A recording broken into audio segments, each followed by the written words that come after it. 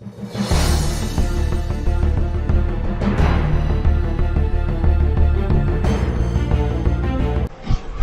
الله الرحمن الرحيم. احنا هنا هنتكلم في الفيديو ده اول مرحله في مرحله تنزيل الويندوز، ان انا هبدا اتحول من يوزر عادي للكمبيوتر.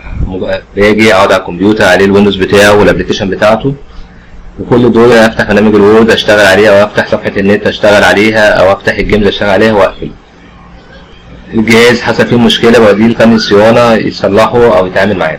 انا هنا هبدا اول خطوه ازاي ابدا انزل ويندوز للجهاز. اول حاجه انا محتاجها طبعا ان يكون عندي السورس بتاع الويندوز اللي انا هشتغل عليه. الحاجه الثانيه محتاج يبقى عندي الابلكيشن اللي انا هشتغل عليه يحول لي نسخه الويندوز تنزل على الفلاشه، تبقى الفلاشه بتاعتي حاجه اسمها بوتابل، ان الجهاز يقوم منها وهو بيشتغل عشان يبدا يسطب ويندوز على الجهاز. عندي كذا برنامج مشهور اللي انا بحب دايما اشتغل معاهم البرنامجين دول، برنامج اسمه ريفيوز وبرنامج اسمه وين سيت اب. بمنتهى البساطه كده البرنامجين دول فري ومفهومش اي مشاكل.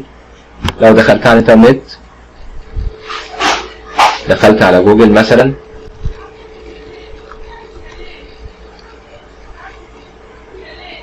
وكتبت اسم اول واحد فيهم مثلا ريفيوز، هنلاقي ايه اللي هيحصل معايا. هنلاقي طلع معايا ظهر معايا اول واحد اهو السايت بتاعه، دخلت عليه طلع لي الموقع نفسه بيشرح لي الانترفيس بتاعه وايه الريكويرمنت بتاعته، وانا محتاج سورس ويندوز بتاعي تمام، محتاج ان الجهاز بتاعي يكون هبدا انزل عليه ويندوز. هنا هبدا اخش على السورس بتاعي اللي انا هسطب منه، هنزله عندي على الجهاز على الكمبيوتر ده عشان ابدا ارنه،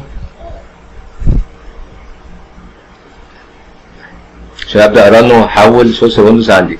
طبعا سورس الويندوز المفروض يبقى موجود عندي، حاطه على اي درايف من الدرايفات اللي عندي. فانا هو جيت على رن البرنامج يعني انت عايز ترنه عشان السكيورتي تقول له يس. بصينا على الانترفيس بتاعه بسيط جدا جدا جدا، مجرد ديالوج بوكس صغير كده بيسالني فيه على الديفايس فين الفلاشه بتاعتي اللي انا هشتغل عليها تمام. هو لوحده ديتكت ليها والسايز بتاعها هو عمل ديتكت لوحده. الخطوه اللي بعدها هتبص سيلكشن فين السورس اللي انت هتسطبه، فين السورس اللي انت هتتعامل معاه. فكل بمنتهى البساطه ادوس على كلمه سيلكت، اخش على الكمبيوتر بتاعي على الدرايف بتاعي اللي عليه السورس، وادي مثلا سورس ويندوز 7 ده اللي انا ايه هسطبه، وهقول له اوبن. لقيته لوحده كتب لي ايه، كتب السورس بتاع الويندوز بتاعي بتاع ويندوز 7 تمام، وهقول له ستارت. هتظهر لي رساله التاكيد اللي قدامنا دي، ده بيقول لي تحذير خلي بالك الفلاشه بتاعتك كل اللي عليها هيتمسح هتتفرمط، فتأكد ان انت مفيش حاجه عليها انت عايزها مهمه. فطبعا التنبيه ده مهم جدا، ان انا اي فلاشه هحولها لسورس ويندوز بالبرنامج ده هيمسح اللي عليها. فانا محتاج ان الفلاشه تبقى فاضيه او اللي عليها انا مش عايزه، وعشان ايه هتتفرمط معايا. هقول له اوكي انا متاكد. اول ما قلت له اوكي بدا يعمل ايه ديليتنج للبارتيشن، كان بيمسح الداتا اللي عليه، وبعدين بدا يعمل كرير للام بي ار، بدا يحضر الفلاشه بمنتهى البساطه كده. سيبكم من التعريفات الفنيه، بدا يحضر الفلاشه اللي هتنزل عليها السورس. ودلوقتي الخطوه رقم 1 من 12 تمام، بيحاول كل ده بيعمل كونفيجريشن الفلاشه، بيحضرها لسورس الويندوز، ما بداش يكوبير السورس لسه عليها.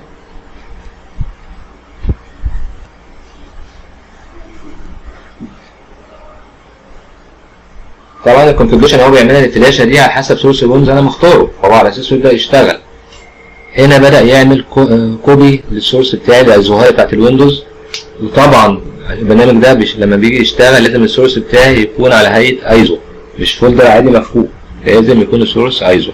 الايزو ده ممكن يكون سورس ويندوز سواء كان 7 سواء كان 10 سواء كان 2000 او 2008 2012 2008 2012 يعني 2016، ما يفرقش مع السورس. ممكن يبقى السورس ده ريد هات، ممكن يبقى لينكس، على حسب الشغل بتاعنا ايه. ممكن يبقى السورس بتاع اي حاجه بوتابل زي الهيرن بوت اللي احنا بنصلح بيها وهنشوفها في فيديوهات بعد كده معانا تمام. هو ما يفرقش معاه السورس ده بيعمل ايه، هو المهم عنده البرنامج ده بمنتهى البساطه بس ان يكون السورس ده نوعه ايزو، يكون السورس ده هيبوت معاك في الاخر. ولو النسخه بتاعتك مش هتبوت، نسخه الايزو دي فيها مشكله، هو مش هيعرف ان فيها مشكله، لا هيبان بعد وانت بتبوت منها الجهاز بتاعك.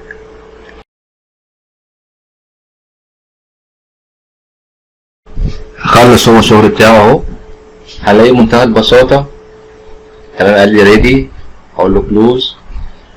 لو دخلت على ماي كمبيوتر هلاقي ان الفلاشه بتاعتي اخدت الاسم الموجود، وادي سورس الويندوز بتاعي عليه، بقت جاهزه ان احنا نسطب منها الويندوز بتاعنا. طيب ده قلنا اول برنامج احنا بنشتغل عليه. في برنامج تاني اسمه وين سيت اب. طب ايه الفرق بين الاثنين؟ البرنامج الاولاني احنا اشتغلنا عليه ده اللي هو ار يو فيوز، جميل وكل حاجه وبنادي سورس الويندوز وبنشتغل بيه 100 100. بس المشكله بتاعته او العيب بالنسبه لنا احنا كتكنيكال اللي هو مش شغل بقى بيه، ان هو بياخد سورس واحد بس.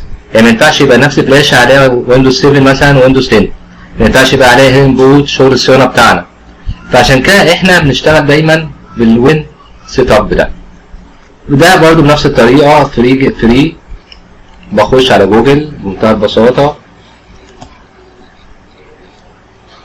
واخش على السيرش، اكتب اسم البرنامج بتاعي واعمل انتر، هنلاقيه برضو طلع وداونلود فري، والدنيا بتاعتنا جميله جدا جدا جدا.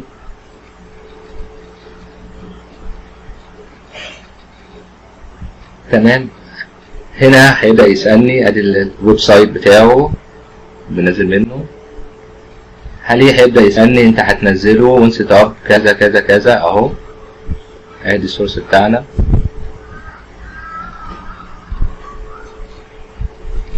الداونلود بتاعنا والدنيا بتاعتنا، هقول له داونلود، هينزل معايا داونلود اهو،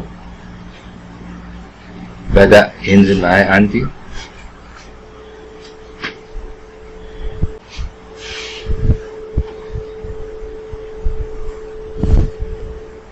ومش هياخد وقت زي ما احنا شايفين، هو حجمه صغير، حجمه 22 ميجا بس. 10 ثواني اهي ويكون ايه خلص.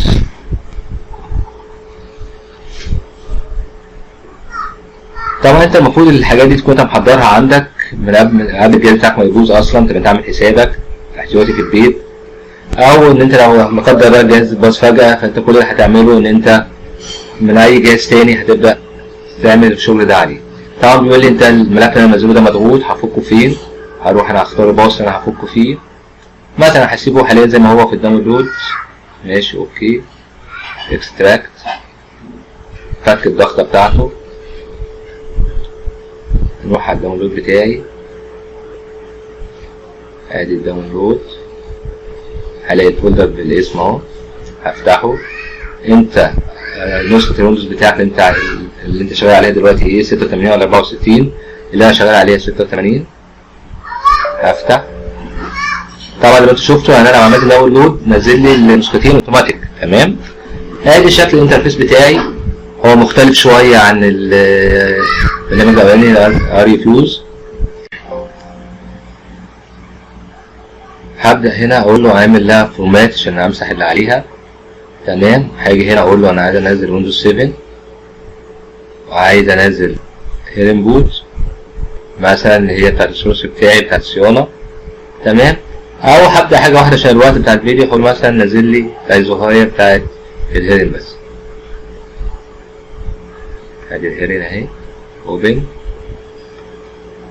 هسميها الهيرن هقول له جو. قال لي خلي بالك هيتمسح اللي عليها، قلت له ما انا عارف يس.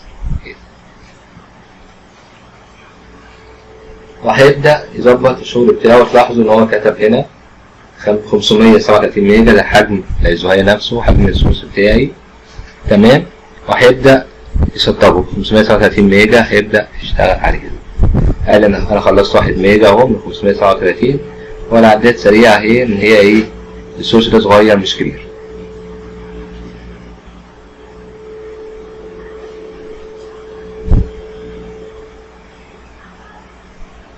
تاني الفرق بين الابلكيشن ده والابلكيشن الاولاني بتاع عمل الفلاشه، ان هنا احط سورس وممكن اضيف سورس تاني وتالت حسب ما انا عايز، حسب ما انا شغال ايه.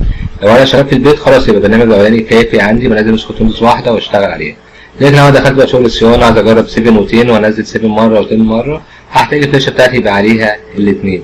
يعني بعد ما كنت انت مجرد يوزر متعرفش تعمل اي حاجه في الجهاز غير انك مستخدم ليه، دلوقتي لا انت ممكن تنزل ويندوز لزمايلك او لقرايبك او صحابك. تمام. هو ما بتاخدش وقت زي ما احنا شايفين.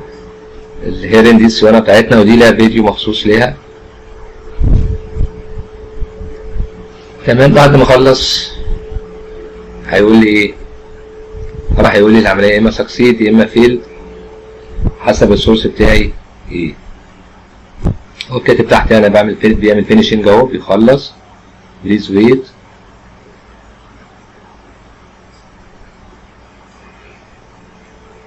طبعا سورس الويندوز كبير عشان احنا وقفنا التسجيل فيه، لكن ده عشان الفيديو صغير، التسجيل صغير، هي جوب دان ما احتاجناش هنوقف.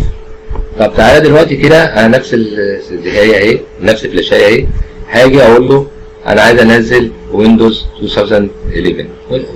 لو مثلا ويندوز 10 ويندوز 10 عندي او كانه حاجه، نقول له كده ويندوز 7، اقول له اوبن. تمام معايا. مش هقول له اوتو فورمات دلوقتي، لا خلاص انا مش عايز افورمات، انا عايز اخلي الهيرن تفضل موجوده زي ما هي. عشان كده هختار سورس الويندوز بتاعي واقول له جو. هيبدا قال لي ادي حجمه 34 من جيجا، وهيبدا يخلص.